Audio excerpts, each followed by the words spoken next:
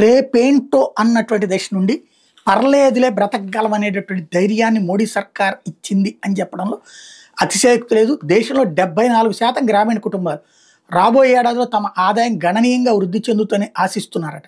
ఇది national bank for agriculture and rural development NABARD తాజా survey చెప్తోంది. 2025 మే నెలలో జరిగిన సర్వే ప్రకారం 74% అన్నది గత మార్చిలో 72% నమోదైంది. 24 సెప్టెంబర్లో నాబార్డ్ ద్వైమాసిక rural economic conditions and settlement survey ప్రారంభమైనప్పటి నుంచి రానున్న ఒక సంవత్సరంలో తమ ఆదాయం పెరుగుతుందని ఆశిస్తున్న వాళ్ళ శాతంలో ఇదే అత్యధికమైనటువంటి అంశం. వచ్చే త్రైమాసికం లభించనున్న ఉపాధి అవకాశాల మీద కూడా అంచనాలు కూడా ఇదే తరహాలో ఉన్నాయి.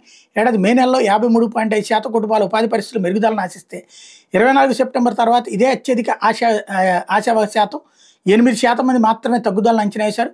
ఫలితంగా నికర సానుకూలత 45.4% చేరుకుందని నాబార్డ్ చెప్తుంది. ఓవరాల్గా పబ్లిక్లో అయితే ఆదాయం పెరుగుతుంది అన్నటువంటి నమ్మకం పెరుగుతూ ఉంది.